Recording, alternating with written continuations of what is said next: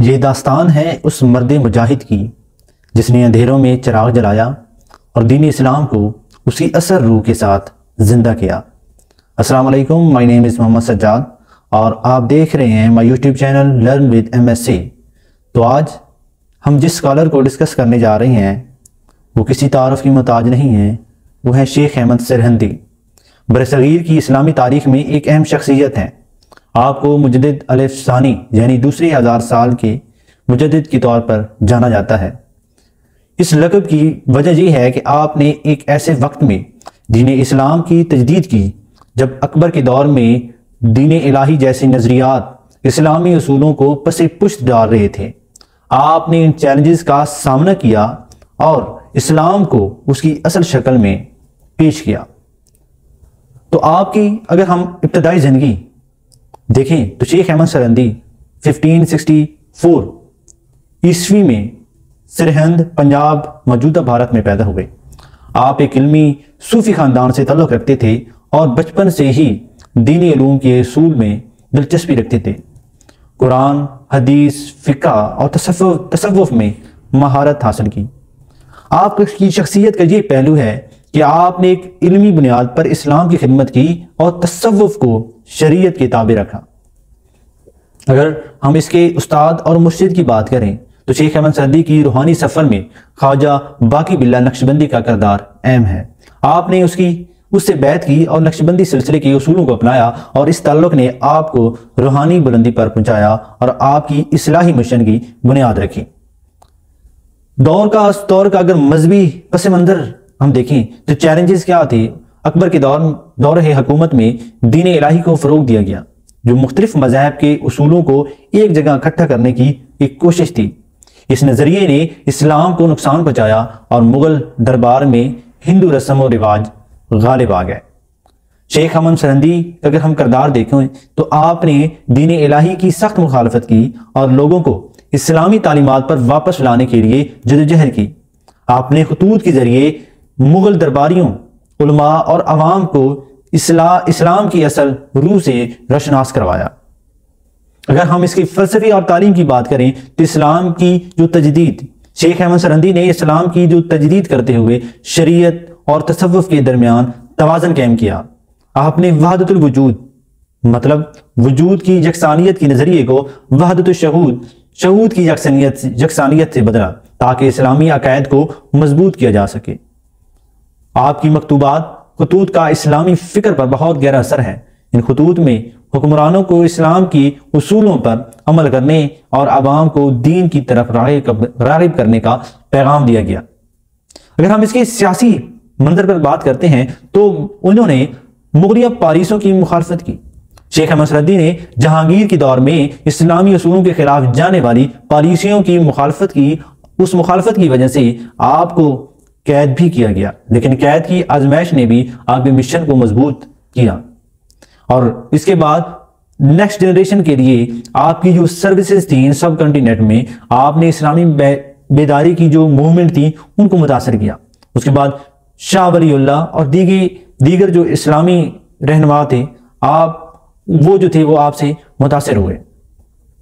विरासत में इस्लामी फ़िक्र हिस्सा में आपने न सिर्फ नक्शबंदी सिलसिले को मजबूत किया बल्कि इस्लामी उसूलों को नई जिंदगी बख्शी। आपकी तालीमात आज भी इस्लामी दुनिया के लिए मशले राह हैं। आप 1624 में आपने सरहिंद में वफात पाई और आपका मज़ार आज भी एक रूहानी मरकज़ है जहाँ दुनिया भर से लोग आते हैं। अगर हम इसकी कंक्लूजन की बात करें तो शेख अहमद सरहिंदी की खिदमात को खिराज तहसीन जो है वो पेश किया जाता है। शेख अहमद सरहिंदी की ज़िंदगी में हमें ये सबक देती है कि मुश्किल तरीन हालात में भी हक़ की आवाज़ बुलंद करना ईमान की मिराज है।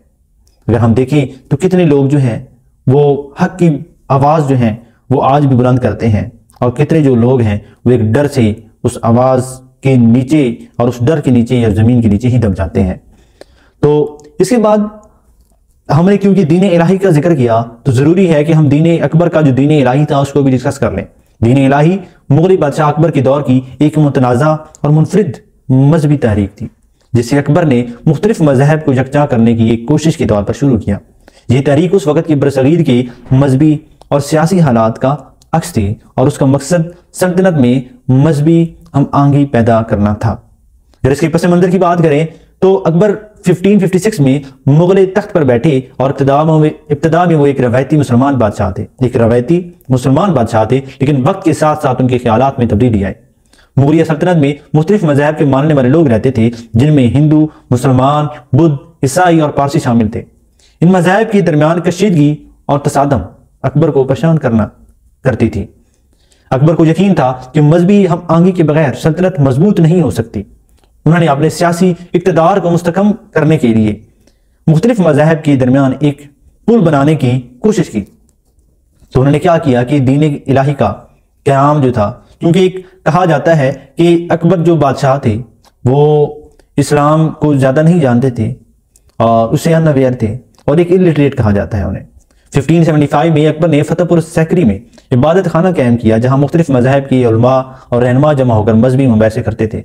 इन मुबाहिसों का मकसद सच्चाई की तलाश था। अकबर ने मुख्तलिफ मज़ाहिब के अकायद का मुताला किया और उनके अच्छे पहलुओं को अपनाने की कोशिश की, क्योंकि आज भी अगर देखें तो मुख्तलिफ सेक्ट्स देखें आप तो वो भी आपस में लड़ झगड़ रहे हैं।